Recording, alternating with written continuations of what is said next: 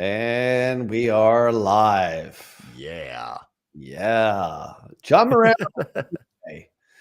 What's that? I know. I'm not used to this. Like it's still like too early in the day. Too early in the week. That's right. Is your brain, are you fully caffeinated at this point? I know you're a big Caffeinated and energy drink. elementated. Elementated. Yep. Yeah. Well, I've done my my gym weed here today, which has got the ashwagandha and the theanine and a hell of a lot of caffeine. Yeah, I was gonna say, what's did you say gym weed? Gym weed. Yeah. What's gym weed? I'm gonna put it. This is a promotion for my son's company. This is like he just got this as like a full-time job. Nice. It's got it's adaptogens, and I think we mentioned it here before. Ashwagandha, lion's mane, theanine, and caffeine. That's cool. Yeah, so I'm rolling. Yeah. Although I woke up with a little bit of a thing this morning, so more caffeine the better. So so we're here live on a Wednesday. I know usually this is like one of the last things I do during the week, but I know, right?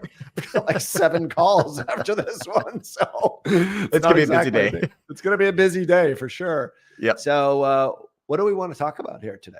I know we've so lots of pre-call planning. What's cool about this is it's actually a I'd like to kind of share it's a first day launch of our model that we were talking about, which is the kind of the dual prong strategy, the feeder engine.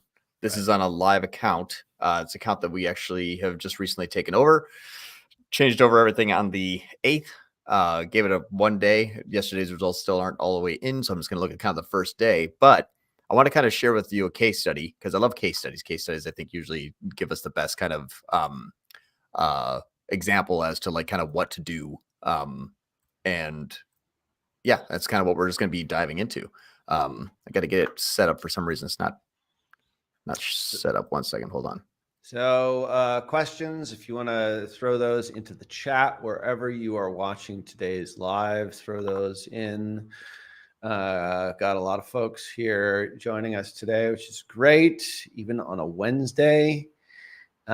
Make sure you put that in the chat. We'll get to those sort of at the end. We'll leave a little time for a little Q&A after we go through the case study here. So we love case studies. Yeah, screen shares and case studies. Yeah. So, all right. The 2-step strategy, I think, is is gaining some momentum. It seems like people are starting to get some pretty awesome results. Yeah, a lot of your John disciples are starting to implement this stuff, saying, "Oh my God, this actually works." John disciples, I like that. It's good stuff. All right, here, let's do this. I don't know why this thing's stuck. Excuse my technical difficulties, everyone. That's all right. I just see a head for you today because you've got like a black shirt on and like the black background. So it's I know, right? Like a floating head, like John's floating head. There we go. All right, we are okay. Geez, I don't know what I'm new at computers, apparently. Okay. These things called computers, it connects to this thing called the internet. It's crazy right? Technology. So, all right, here we go. Cool. So what I'm going to do is kind of go through before and after.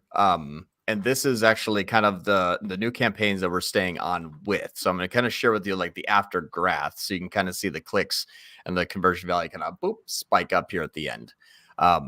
What this is a company that's a service-based company. When people watch this in the future, everything will be kind of blurred out. But service-based company that had everything kind of consolidated into one. And what that meant was that this campaign here was kind of driving the bulk majority of the traffic. This is all the non-brand search. And what you can kind of see is at the time it was on a TCPA bidding, in a portfolio bidding. So essentially what this means is that this is going to be coming into the off season, which is what we're kind of going into a little bit of lull right before like the kind of the holiday and Q4 spike up. But the campaign was just kind of on a downturn of clicks and a downturn of conversions. And so what's nice now is if we look at kind of I'll just pull 1 day here and kind of do this day here, we can kind of see that, well, that's not what I wanted you to do. Let's do this here.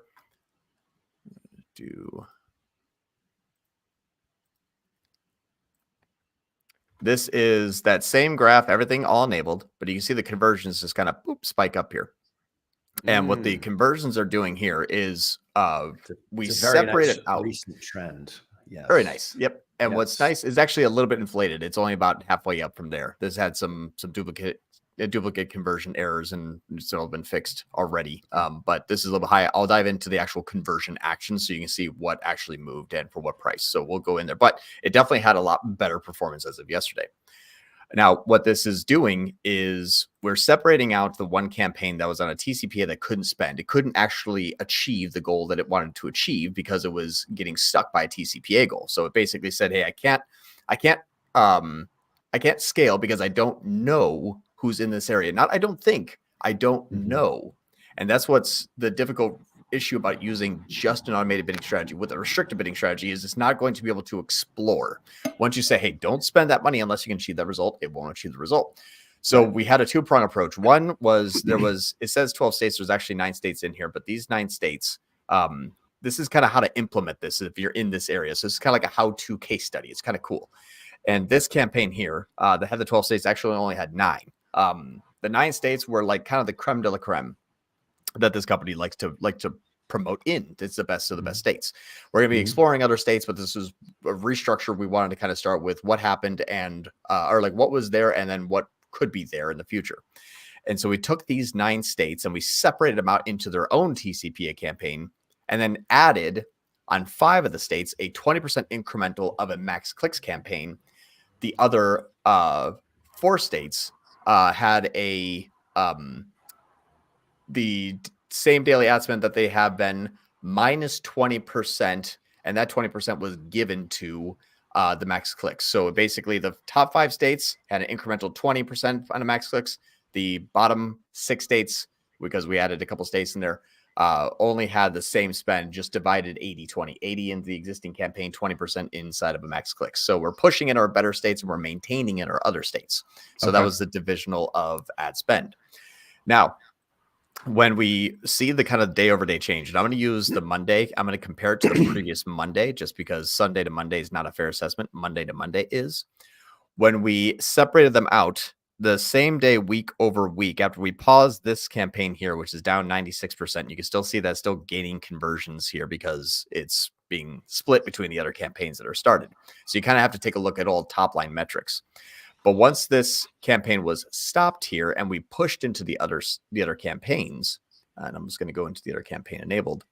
What's cool about this is we also paused Performance Max at the same time. That was kind of running on a little bit of a skeleton spend, but seemingly had kind of quote unquote good performance because it had good performance because it or had good clicks because it was a lot of display. So it looked like it had good performance, but it was a lot of display attribution. Right. And so pause that, separated them out into a larger campaign structure using a max clicks TCPA separated out by state. So you can kind of see in California has a TCPA, and then also in California, if I can find the other California, there we go. There's the max clicks. So you got a TCPA and a max clicks combined together. And now we're going to see what ends up happening in those locations. Same thing with like a Utah, same thing with Texas, same thing with Arizona, same thing with New York, same thing with Colorado. So now we have a whole bunch of new campaigns. They're actually, some of them are still learning because we're just, kind of getting started off into some. I've kind of learned a little bit already. So we're rapidly advancing through this quickly in terms of the switchover, push, and optimizations. But when we separate out the spend and the conversion action results day over day, Monday to Monday, last Monday, old model, this Monday, new model, we can see here that this is what we're counting, which is the booking info payment submitted. So these are actually people that have booked and paid. That one is up 93% day over day, 93.35. So $8,000 more. So 8,600 up to 16,000. Wow. And the cost for this went up $693, so 10%. And that's in one state though, or is that the entire campaign? Sorry. That's the entire account. Got it. So the entire account spent 10% more because they said, hey, we can't scale. The thing just kind of keeps dying. As soon as we go into the off season, we would like to spend more. We just can't figure out a way to do it. And TCPA just won't spend. We tried separate out by states. We then hired a different agency. They consolidated, got worse. And so I was like, yeah, we gotta go back to hyper segmentation so that we have a good maintenance over the control. So after separating them out and then bolting on the max click strategy at the same time, we can see that these are actually starting to, just for $693 more, we're gaining an additional $8,000. Great first day stats, like excellent. The reason why this is happening is because these max clicks campaigns, and this I'll isolate this between California and California here, so you'll be able to actually see the how this is working. I don't know how my brain doesn't pick up the word CA. Oh, there it is. All right. So if we look at these two campaigns in an isolated sense, when these, and I'll turn off the comparisons so you can kind of see the first full day of history here. Canada or California? California. We actually already have, we actually have a Canada account. It's in a different account. That also started, but that started day one yesterday. Okay. So this here, we got $14.80 in cost and $298 in cost. Now, what's cool about this is you can see that and let me actually separate this out by conversion action because it was duplicate counting. We're just going to separate out here. So we can see that this booking info payment submitted and the booking info request sent here, these are actually two different things. This one here, the TCPA actually didn't get a payment info yesterday. The TCPA campaign didn't. The max clicks, though, was really interesting. Spent $298 and got 910 actual payments. The incremental is the one that actually converted. And what's interesting about this is with a $298 cost and a $1,480 cost, so this is 5x higher, you can see 257 clicks, 256 clicks, almost the same amount of clicks. The CPCs are $5 difference, $1.16. So the difference here is this is actually two separate audiences. The way that Google is managing, maintaining, and optimizing and viewing is two separate audiences. Go ahead. It seems like you want to interject. It would seem like it would be the exact opposite as far as spend. It should be. Like max clicks should be like 5x more than TCPA. Right. All right. So but this is expected. Yeah. So this is, what's funny is max clicks is not going after buying conversions. It's buying traffic. The TCPA is buying the traffic, or sorry, buying the conversions. Right. And because the CPC is so much lower. All right. Now I got what you're saying. So but you're not limiting your budget. Like your max clicks, you still want it to be spending. What's your daily budget on that? $295. Spending $295. Okay. So it's spending It's spending exactly what it needs to spend. And the reason why is we said, okay, in the same campaign, when it was one big campaign, what did California spend last 30 days? So we took that amount, divided it by 30.4 and set it as a daily ad spend here. So this is basically keeping on what it used to do. Got it. But no scaling yet. You're just trying the new strategy. Got it. Makes sense. Then you clone that campaign, change the keywords from broad match to exact match, stick it in the max clicks campaign. This campaign says, well, I could double the amount of traffic plus the people that are coming in here that I'm buying that are high quality and really cheap at $1.16.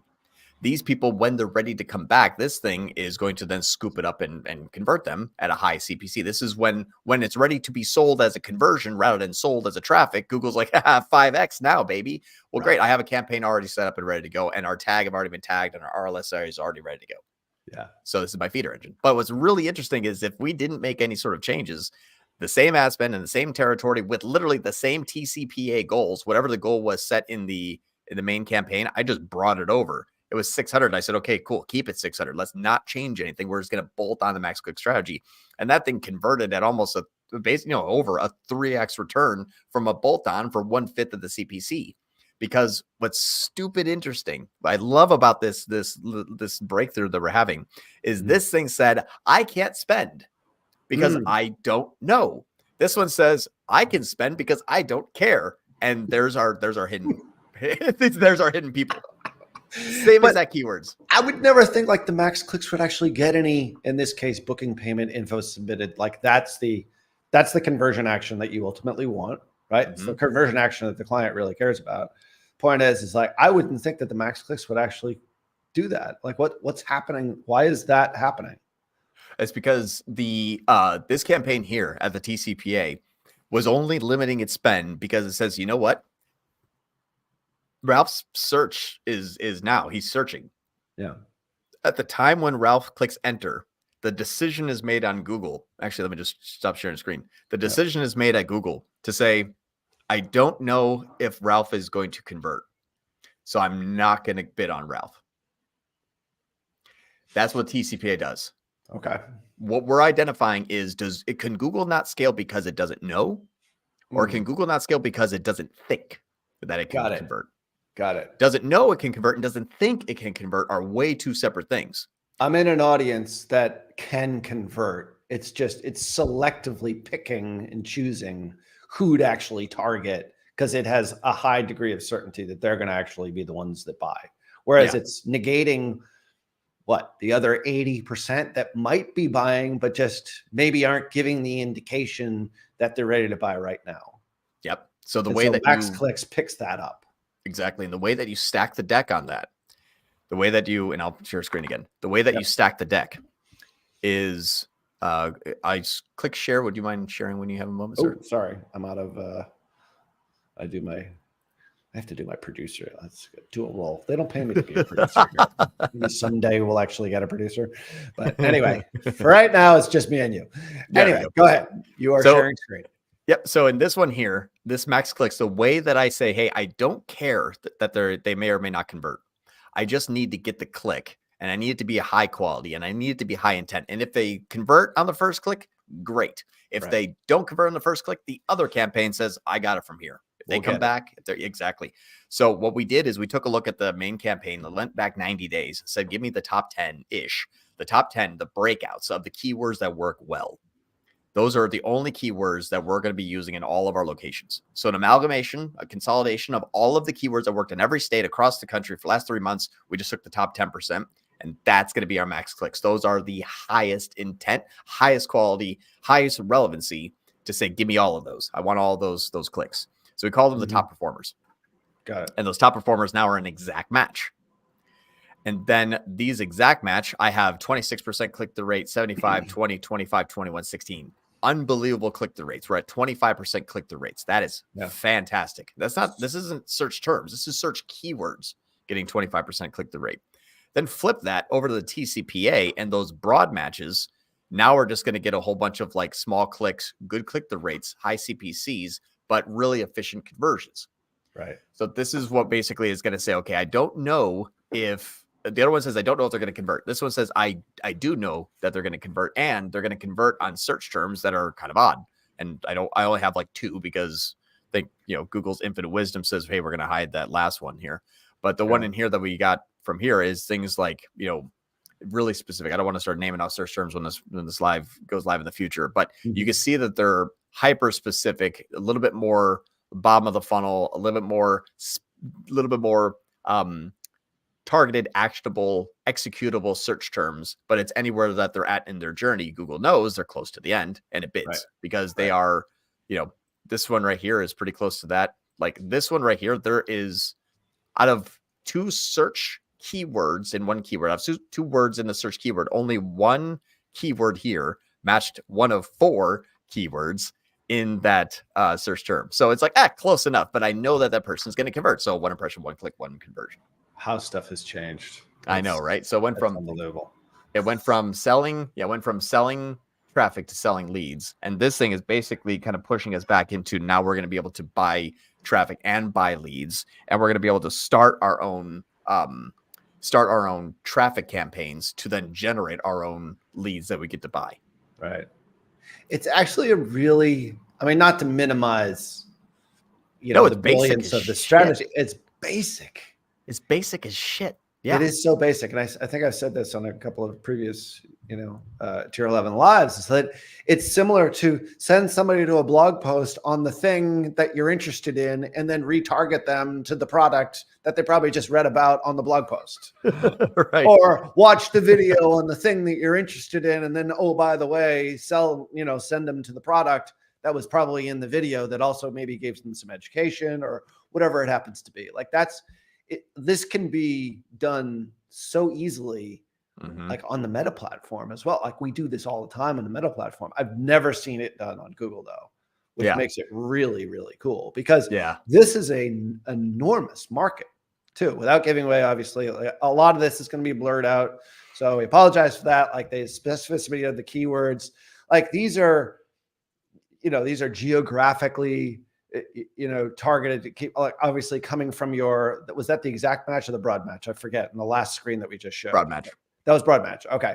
So some of these keywords that they're actually typing in are super geographic, for specific areas, where they're looking for this particular product. The point is that it really is like a two-step, like, retargeting strategy. Yeah. And like, it makes so much sense. So let me just make sure that I understand. Funny though, is there actually the retargeting strategy is done by default by Google. Like we didn't actually, when I say RLSA, we didn't actually create a new audience tag that people went to the site, made an RLSA out of them, and then increased bid. Like we didn't do any of that. That's just what TCPA does. Like it took the manual CPC people back in the day that created RLSAs that we did this. They're like, oh, we can automate that and charge you 4 times more for it. Yeah. Yeah. And you see it right there. Like the clicks for the TCPA campaign are 5 times what you're getting for the max clicks. Right. Crazy. Yeah, it's crazy. We just did this yesterday. We're actually talking about this on perpetual traffic, which, by the way, if you're not a perpetual traffic listener, you should be. Look it up on your iTunes. Obviously, we've got a whole YouTube channel for perpetual traffic, but we're talking about using video views first and then conversions after, or reach campaigns, same targeting, same people, slightly different creative. In that case, it's usually like a video, something that goes really, really wide. And all you do is you just retarget the video view audiences in your conversion campaigns. It's the same strategy, because if you think logically how people buy, what is it? 1 in 100, 2 in 100, maybe 1 click, and then they buy, like, probably less than that. But if you're doing that, then you're limiting your TAM, you're limiting your audience. And when this client came to us, it's like, we know there's 500 million, that's out there, or name your TAM. It's like, how do you actually get those people? Well, you do it through strategies like this, because not everybody is ready to buy right now, according to Google or according to Meta. You just have to be able to feed the engine in order to get those people. And ultimately, like, I'm amazed that the Max Clicks campaigns is doing as well as it is. Like, just from a pure conversion standpoint, that's so cool. Yeah, it's very interesting how like and that's basically kind of what you have to identify is, were these people not known by Google that you could scoop up? Because what's really interesting is it clarifies things for you. I'll give you an example. If we didn't do this, what would have happened? We have a TCPA goal set at X. So Google says, I only can risk a little bit. Right. I can only go a little bit outside of what I know in order to test. And it's not enough to actually scoop up incremental. Right. My competitor has a TCPA target that's higher than mine. Okay. And that's a 3-figure number in this particular case. That TCPA target. Okay. Yeah. It's giving away too much. Yeah, it's a 3-figure. It's a high number. Significant. This is a significant sale. This is a 4 or 5-figure sale. Yeah. Right. Yep. Okay. Go ahead. Sorry. So, and what's nice is if I have my TCPA set at X and Google says, I can't explore too much, because if I did that and I was wrong, I'm going to be above the goal. So I need to be below that TCPA goal. The target cost per acquisition, I need to be X or below. So if I test too much, I'll be above. Now, my competitor, let's say they have a TCPA set higher than mine. Their account says, you know what? I have more freedom. I can test. I can go and explore and do other things that, if I'm wrong, I have a lot more buffer than this competitor over here. So Google makes this person win. And this person, as long as they are here and we were here, they will always scoop up the incremental. The shorter the sales cycle, the quicker that it is from impression click and buy, or impression click and reserve, they are gaining the competitive advantage. Now they're probably having the same amount of margin as us. Right. But that means that they have built in the fact that they will always be exploratory first before we will. So this strategy basically risks a 20% incremental without affecting my main campaign that stays static, and bolting this on. This is only for day 1 of the next 3-week strategy. Like, we're going to see how this evolves over the next 3 weeks. Right. This is just day one, that splitting things out, allowing us to say, no, Google, rather than combining 9 states and cherry picking maybe 1 or 2 cities that you think you can explore, you're going to do 20% exploration in all 9 areas. And that's what it's doing right now. It's actually starting to gain those clicks and those users and that traffic, and we're starting to see sales cycles. But that's the whole theory of it. Really, is can we ask it to risk more? Can we diversify our kind of quote unquote portfolio of ads? I guess I would say, but without can we diversify our portfolio of ads without putting all of our risk into our main campaign? And that in order to gain that competitive advantage. And then we can just adjust the max clicks, negative keywords, CPCs. If we want to set a max CPC, a daily ad spends. And then once it works, we actually can start to wean ourselves off of that max clicks campaign because we've achieved higher goals and targets of diminishing returns from our TCPA. So we get to kind of like lock in our advantage after we pause our exploratory. Kind of cool. Yeah. It's very cool. And this is a very, very large market. I forget what the actual number is, like when we sort of figured out like the TAM, like what they're leaving on the table. So was it 500 million? Like it's a really large market. Yeah, it's massive. What's interesting too is like everything that we separate out. If I just go into like that California where it's a 1,500 spend, we captured a 22% search price share and a 24% click share. Okay. So we're pretty close to being a quarter of the way through already. And that was one state, one campaign with a TCPA at 1,500. The interesting thing about this is my California. As soon as again, remember I can't identify numbers and letters well. There we go. All right, if we look in, yeah, I know, right? And in California, we're at 30% click share of the max clicks. So it's kind of interesting how those two campaigns are having different metrics, even though one is spending 1/5, it's actually making 5% more market penetration. It's audience. It's so cool. It's wild. Yep. Yeah. And that's just one area. Like those are people that are in market for this service. There's a whole other sort of social strategy that can go like this thing is so scalable. Mm-hmm. I mean, just maximizing what you're doing on Google is exciting unto itself. Just being able to use this 2-step strategy. But then it's like, all right, well, maybe we go after, like you're going after this market, these people who are interested in this thing. Then you can actually go to social and start to expand your market. Mm-hmm. They're in the hospitality space. They can go like the Airbnb kind of route. Yeah. Like, you know what I mean? And there's a whole other, and those are billion-dollar markets. So it's like the scalability of this outside of Google is enormous, but it's like there's so much still left on the table that they weren't able to scoop up just with their TCPA campaigns, which is pretty much what they were running, right? Yeah, but basically one massive TCPA campaign in 10 states and one daily ad spend and a TCPA target and crossing their fingers. Cross your fingers. Yeah. So, which is, hey, let Google do the work, which also means, hey, let Google just give me whatever I deserve. Yeah. I mean, man, what a horrible way to live.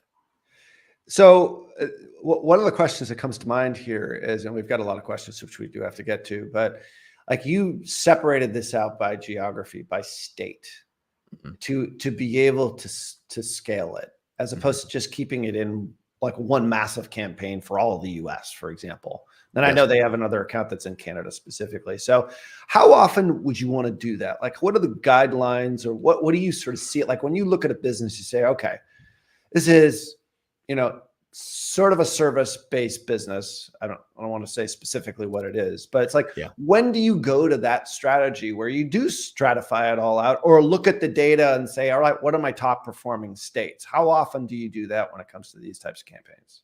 Yeah, I always start there for like, where is the point where I can maximize efficiencies, cut wasted ad spend, and then know that is this going to be able to grow if I push into areas that are really, really good. I think the introduction of automated bidding inside of the Google Ads ecosystem for a lot of advertisers is, well, I can't do that. Google will do that. I can't do that. Let Google do that. Audience bid adjustments. I can't do that. Google will do that because automated bidding ignores those. Well, what about device? I can't do that. Google will do that. Okay. And then it's like, well, what about pushing an ad spend into the state? Well, it's all in one campaign. And so I can't do that. Google will do that.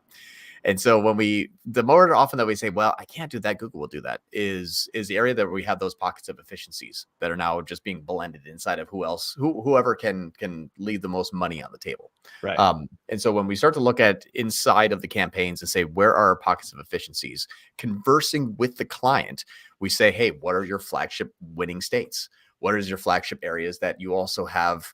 I can't say the words, but you are able to sell more in those states based on your inventory service based, listings, yada, yada, yada. Can we push into this further? That's actually a big issue with this client here, is there's certain areas that they can scale and can't scale because of stock / inventory / service offerings / things that they can sell.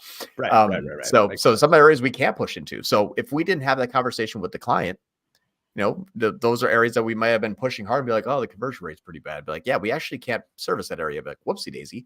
So all of that detailed information, all of like, I have to know their business, or we have to know their business as good as they do, or maybe even better inside of the digital marketing space, is because we have specific levers that we can pull, and then know that if we're gonna say, let's take a look at an area and say, we probably could push, or we probably can adjust, or we probably can increase, or we probably can exclude.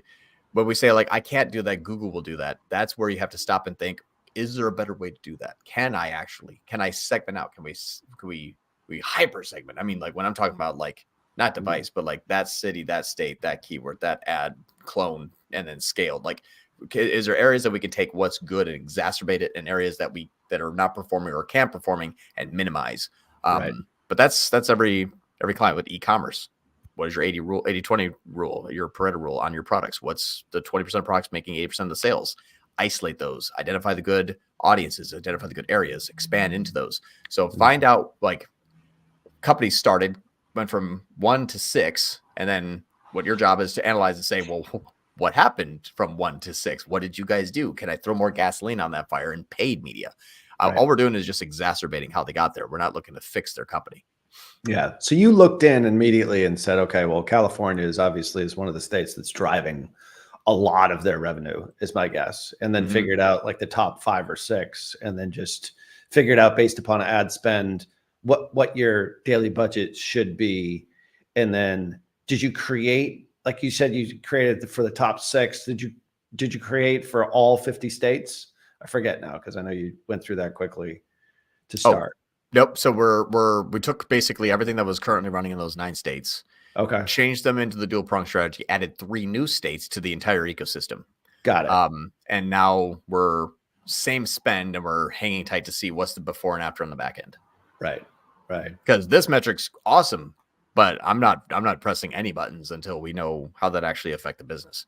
Yeah. 100%. Is my benchmarking leading indicator to my top line's lagging indicator. Got it. Makes sense. Yeah. And in this case, I mean, obviously there's a seasonal element to this as well. That's what we're coming into. Like, I'm pushing at the time where it usually gets slower. So that's why I was like, let's be cautious here, because, if their potential line is here and I'm here, I don't want to, go through this way, because then I break through and I don't have any more potential. So I want to match that as much as I can, because it's inbound right now at the start. Right. Exactly. And then obviously there's going to be seasonal fluctuation. There's going to be, in this particular case, there's buying cycles. Like, I need it now. Whereas there's another audience that sort of kicks in at a later date, which is, I'm going to prepare or plan for a vacation in this particular case, maybe in 2025. So there's like those people who are looking at it now, and that's, you haven't even gotten to that part yet, but that's sort of going to be sort of an interesting way in which the campaign kind of flows, because people's buyer personas are going to change over time, but maybe not so much in the southern states where it's always warm. They'll always be sort of in market to a certain degree. And I guess that's something that you just get to know after understanding the client, and obviously a lot of back and forth. So you're really intimate with their business. Exactly. Yeah. And that's kind of what we're looking at too, is and there's going to be times too, it's really dynamic. Like, the way that this company works is there's only a finite number of items, services, whatever it is, in each location. And it is almost like a brokered type of relationship. So we can bring party A, they bring party B. Sometimes they can't bring party B, or party B is not available. So those are things that we have to kind of look into, where it's almost up to the day. Like, Do we have more to push? If not, we pull back. But they were amazing, and they gave us the full backend access to everything that they track. So I can see like, okay, that state, we had these X's, they were maybe or may not been redeemed. What was the profitability of that? Do I have more?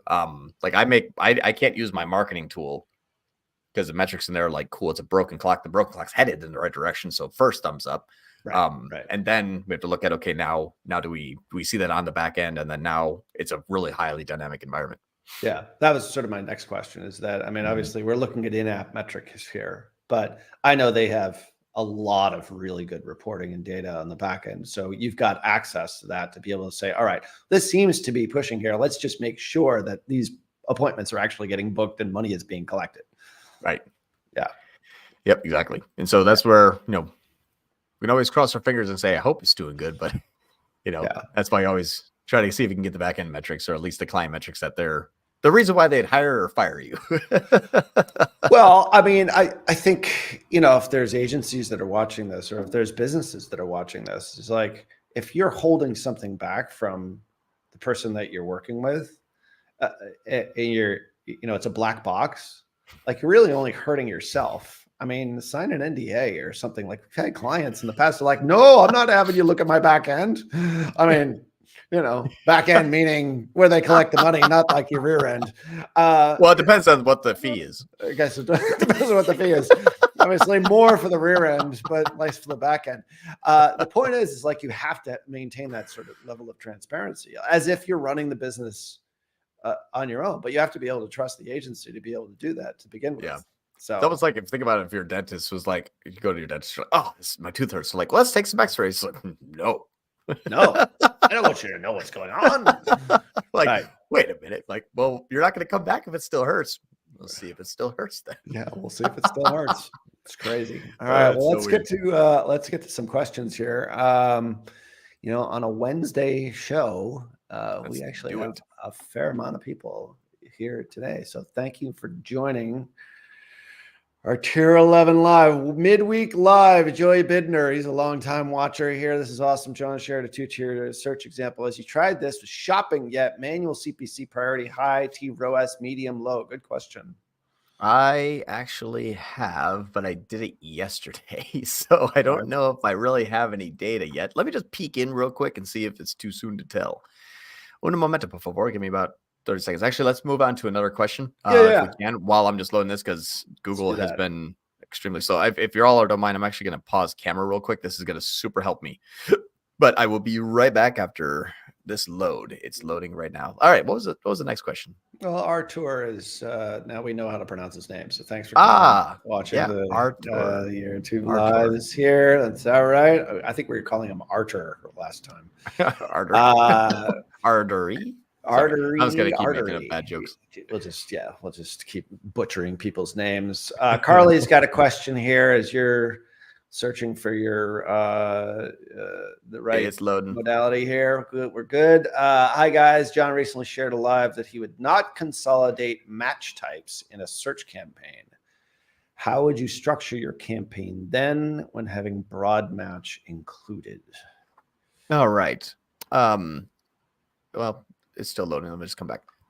Share live that would not consolidate match types in a search campaign. How would you structure? Okay, so if you're going to use broad match, and if you're going to include broad match, that is going to take every other variable, including sometimes the exact matches that you have, because it has better performance. What I would say is your what's it called? Campaign structure and your bidding strategies matter more than the match types in a campaign. What I mean by that is, if you're going to say, hey, I'd like to have broad, phrase, and exact in one campaign, just know that broad is going to get 80% of the activity. Mm-hmm. Your exact match might have better performance, but your broad match will get better activity. Why? Because it can go to 100,000 search terms more than your exact match. So it just naturally earns all of that credit, especially if your bidding strategy is fairly aggressive. So if you're like, hey, that's good enough for me, great, then you're all set. But if you're like, I want to scale and my exact match is having better performance, that's what this episode is about today. It's how to gain cheaper clicks on exact match, which is also, usually the most expensive. It's really interesting to see this campaign structure bring broad match at $5 and exact match at $1. but the exact matches are very, very good. They're very high quality. They just weren't Right. ready to convert. So that's what you have to do is when you dive past the what is the best, my question would be, what is your current performance and what are you trying to do? If you're trying to scale, this is the perfect thing to test. Not saying a perfect scenario that's going to work, the perfect thing to test. That's all we do here. Right. But if you're saying like, hey, my broad match is good, my exact match is good, I'm at target, I don't want to scale, I'm fine, then maybe shut off your exact match if it's not really performing too well, because broad match will still do the same thing on exact match. You're just buying conversions. So if you're buying a level of conversions that you're happy with and you can't buy more and you don't want to buy more, you're great. But scale is usually where people want to go to. I still get stuck on the exact phrase in broad because I know it's obviously changed. Like I started as a Google Ads guy. Yeah. But it's crazy how much it's changed. And just for those in the audience that maybe don't know the difference, like just briefly overview those three, just so we have that as a basis of understanding, because I understand what they all are, but like for the listeners. Mm-hmm. So the max clicks, sorry, not max clicks, I'm finally loading here. The broad match is really broad. It is going to continually going relevant to anything basically is synonymous with that word. So red high heel will match for like blue boot. Like they're both shoes, so they're broadly matched. Phrase match is now more like expensive broad. It was supposed to get a little bit more relevant, didn't really. So you're like red high heel could also be like blue flat. Like, well, women's clothes. Okay, that's a little bit more phrase match, but it's still, you're paying like 2 to 3 times more and it's still broad. So your bidding strategy should actually be dictating what match type you're using. And if you're using phrase match on any sort of automated bidding, just go to broad. It's basically the same thing for cheaper. Exact match is more like phrase match now. So exact match is getting you close variance where it says, okay, I'm getting 70 to 80% of the intent and the overlap in search terms close enough. If you say shoe, or if it's like boot and someone says like working boot, okay, good. Like, you got close enough to exact, like it's pretty close. But then you're also paying even more if you're using the same bidding strategy as the other search terms. Or the other match types. So to sum it up, exact is phrase is expensive broad, and broad is still just really broad. Yeah. It's a way for them to really get more out of the platform, really. Yeah, I mean, there's a capitalistic intent for pretty much everything that they do. Let's go back to that question. I believe it was it? Oh yeah, it was Joey. Were you ready to answer Joey's question? Yeah, it started today and I only have 4 impressions so far today. So nothing yet, but what I'm basically doing is I got a T ROAS on all the products. And then I cloned it with a max clicks on a priority of medium first to start without a max CPC bid limit. And I'm going to see if and how it can run and how well it can run. So it's learning and it's in max clicks and it's basically started it and it says 5 days left for learning. So we're on like day 0 right now. So it started late yesterday. So nothing yet, but hopefully next week we'll have some more information. So the only 2 steps you've done so far are really sort of service-based businesses and lead gen. Right. Okay, got it. So the e-com one is coming. So that's gonna be another cool live for us to do at a later date. So all right, awesome. Let's see. This was Anthony. Thank you, Joey. He's psyched we're doing these. Anthony, I'm trying a 2-step with low priority shopping. Do you use portfolio bid strategy to set a max CPC for T ROAS standard shopping? If don't set a max, sometimes I get $25 plus clicks that don't convert. Let's see. I guess this is related. I don't actually use a portfolio bidding strategy. What is a portfolio bid strategy? So it's like you can say like, you do extra parts. So like max clicks with a bid limit, portfolio usually means that you can apply them to multiple campaigns at once. But you can do some initial like kind of higher quality type of bidding strategies within inside of an account. So essentially what I don't like about the portfolio bidding strategy is you're putting up a barrier for it not to be able to learn into. So for example, if I have a max clicks, I don't set a max CPC limit, because if it needs to go to a higher amount of CPC in order to capture more initial people that I'm wanting to get, I don't know what the price of those people are yet. And I'm not going to dictate it yet. What I will do is say, oh, you can go wherever you want on the CPC limit, but I will keep you in a separate campaign. You're not allowed to spend that much though.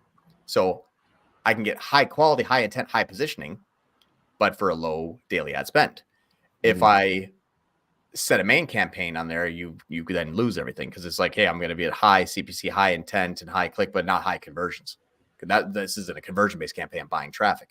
So that's where I would say, like, it's important to understand what are you trying to do with that campaign and with that daily ad spend before I would say, should you set a max clicks on it? I wouldn't. I'd let it learn. But especially in this type of like two-step priority process, it may also need to go higher than my conversion-based bidding because I can capture more traffic at a higher position at higher intent that then really helps scale my TCP and T-ROAS because I didn't know it should or could or wanted to bid that high. But again, I limit the amount of ad spend. Got it. So if you are getting $25 clicks that don't convert, like what should you do? It's sort of a good question here because it's like you want the algorithm to sort of figure it out, but a $25 click that doesn't convert is going to cost you a hell of a lot of money. Yeah. So what would you do in that case? So if you're getting $25 clicks on standard shopping, I've actually never seen that. And I've been in some pretty competitive industries. I'd have to know more because what ends up happening is max clicks. What I think, Anthony, is it may not have been long enough. Max clicks used to be start low, go high, find a happy medium. Max clicks now is start high, go low, then go back up. Okay. So yes, the $25 clicks suck, but I would say, has that been longer than a week? Let me know if that, because max clicks has changed from low to high now to high to low. So it could work its way down and find a happy medium at like 7, which might be great for you. I just don't know if it's been tested like that. Okay. All right. Well, maybe I'm going to follow up on that one. All right. So Amar says, how reliable is GA4 to check new visits? Last 30 days, my PMAX got 1,500 clicks and GA4 showed 700 new users, but my search got 1,600 clicks and GA4 shows 1,540 new users. CPC is $2.60 on both. Accurate? Question mark. No. My guess is no. It is not accurate. Young Amar. So GA4, unfortunately, uses essentially just something called model data. So it says, hey, we don't really know what this is, but here's what we think happened. And so it's a bad way to really start to identify it. Also, the new visits is more of new in that date range. So it's like in the last 7 days, how many were new? 95%. Well, what about the last 30 days? Oh, 41. Like it's new in that day range. So if you check like everybody was new yesterday, it just means that they were new that day. It's just new in that range. They could have also been the 16th time that they visited this year, but in the last week, they were new this last week. So that's the other area that GA4 doesn't tell you is new to the range. Now, how do you get an accurate reading? You have to go all time. And then you're kind of defaulted to everyone's new. So, or majority is new. So it's a really, really poor way to kind of measure. So don't use GA4 for those sorts of things. Unfortunately, no, I wouldn't. Yeah, I wouldn't. All right. Artur has a question. Artur. Although I can't show his. There it is. Yeah, we're a little delay there. All right. What's your go-to campaign mix between Meta and Google right now? I know that PMAX and Advantage Plus typically go after each other's audiences. Meta, L1, L2, L3, and then Performance Max on Google. That's a good question by Artur. Yep. So let me do this here. Actually, I'm going to see if I can pull up this. Artur, by the way, just FYI, I'm going back to this earlier comment. Artur. So yeah. So I mean, you're using, you're using AI on both. So you're really letting the machine do the work on both of these types of campaigns. But the question is how much do they overlap? Did they sabotage each other's audiences? Yep. Like, what's your sense on that between the two? That's right. It's going to take too long. I don't want to waste the last 8 minutes trying to load up 3 different platforms. So campaign mix right now is if I'm pushing heavy, like trying to scale, Meta's the focus, Performance Max is great. Honestly, scoops up everything at the bottom of the funnel. Yeah, it scoops up. And I've even looked at like first click inside of Wicked, which is a great platform for new and returning user tracking and first click and last click. It's very, very, very accurate. So I'm looking at first click PMAX when scaling Meta. And a lot of times those first clicks are like 30% lower than Meta. Now they do follow the volume, but it means that that is actually getting the first click, and it might be doing a lot of remarketing, but it is still capturing the people that are on the site in search, shopping, YouTube, GSP, Discover, Display. Like in the Google ecosystem, they will hunt them down. Right. I use about 10% of the budget though, or 20% of the budget, depending on how long the sales cycle is. Longer sales cycle, more budget to Google, more remarketing, and then also doing that same thing inside of Meta. But the what I would say from just a holistic strategic standpoint, if I'm pushing on Meta, it's definitely PMax. Also, if I've had good non-PMax performance, I will go back to a PMax, because usually it's going to level up to where PMax can just kind of maintain it. Then you dump on Meta, and then Performance Max follows along. Just check first click NCACs. That's the best thing. First click NCAC should outpace Meta, because then you're just over remarketing, or it's going stupid in the wrong direction. So I'd say first click NCAC is a great way to identify if something's going to be beneficial to the overall structure. Next thing, instead of Meta, L2s have been kind of going away from the campaigns that I've been looking at, just because L1's getting warmer and warmer. So it's almost like an L1 and L3 now. L2 can be good, but checking the new visitor data shows that the L1s are sometimes like 50%, which means our L2 and L3s are sometimes like 20% new, which, right. All right. So you're getting all your first click and remarketing and frequency and second click in L1. Hopefully it's strong enough that when they visit, it can push majority into L3, which would seems that it does, but it's been easier to scale L1 rather than trying to scale on L2 and L3, or L1 and L2 at the same time. Yeah. I mean, this is a constant, this is like it depends answer, really. Absolutely. At the end of the day, it sort of depends on like a lot of different things. Like, what are you doing? Like what type of product do you actually have?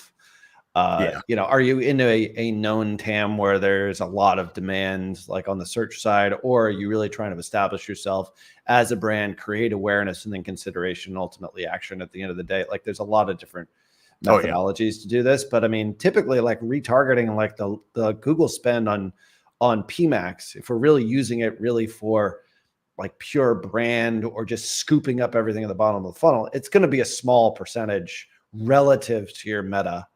Yep. And or maybe in this case, maybe even your YouTube, if it really is pure top of funnel. So it's never going to be skewed the opposite way, I guess it's really.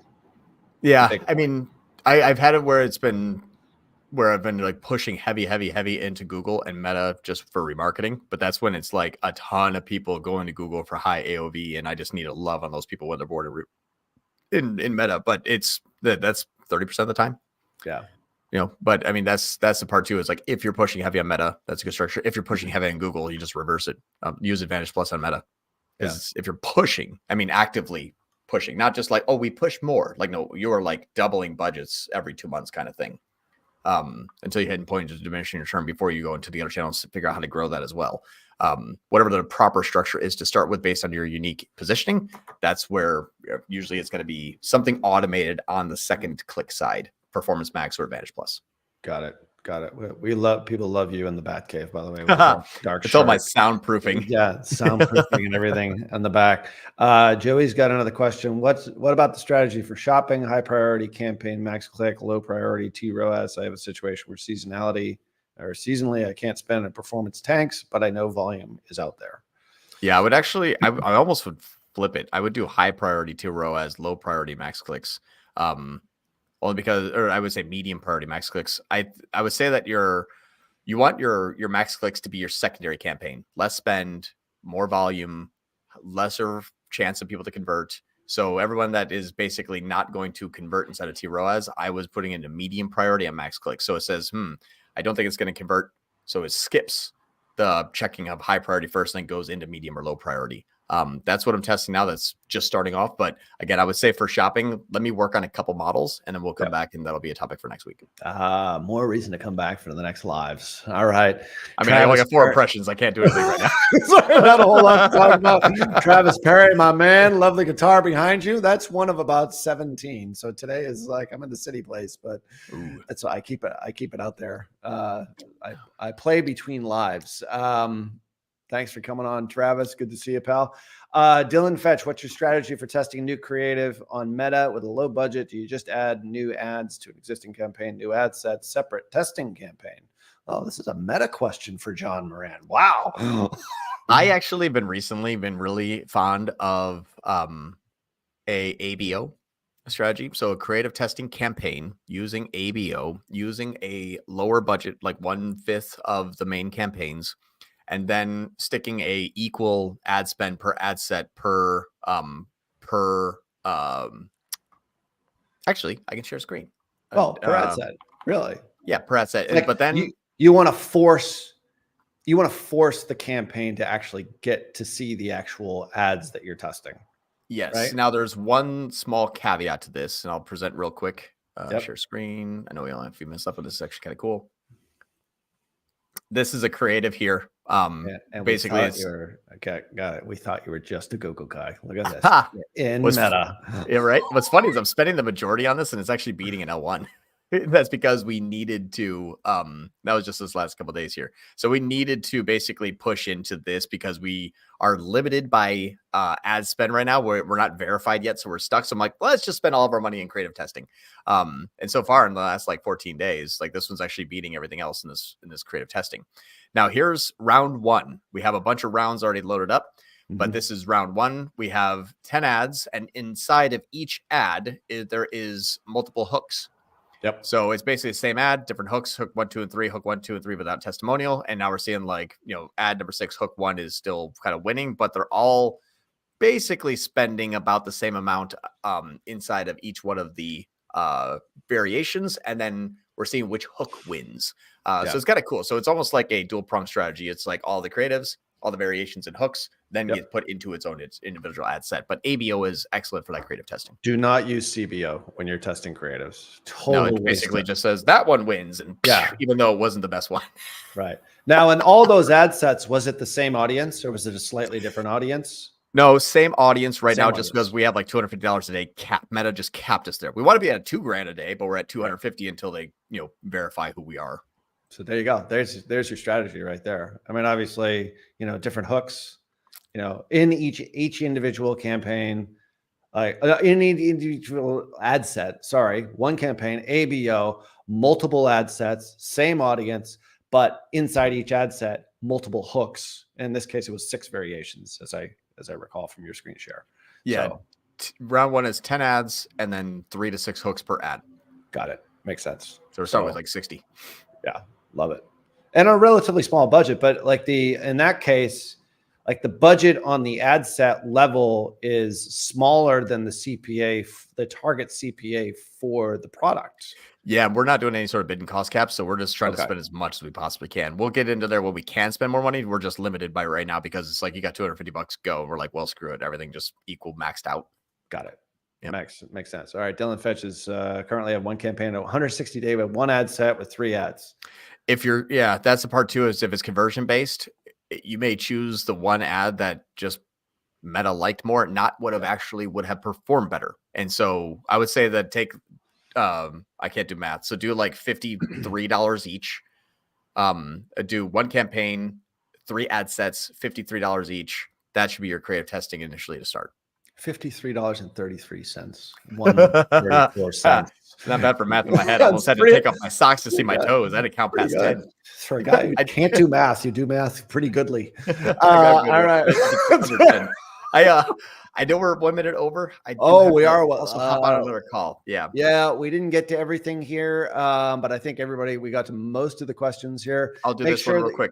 Yeah. Harley, the context in which I would say let's launch PMax is if I say no one's searching for this, no one knows what this is. It's a brand new product we're going to be pushing on YouTube and Meta and TikTok and Instagram.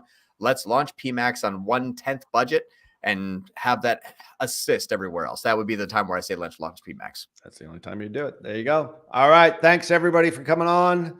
As I said, these will be rebroadcast over on the Tier 11 YouTube channel, as well as all our social media. So thanks for coming out. We'll leave you informed as to what next week. I'm actually out next Friday, so we're going to have to figure that one out. Might be another Wednesday. All right. Yeah. Thanks, everybody. Thanks, John Moran. See y'all.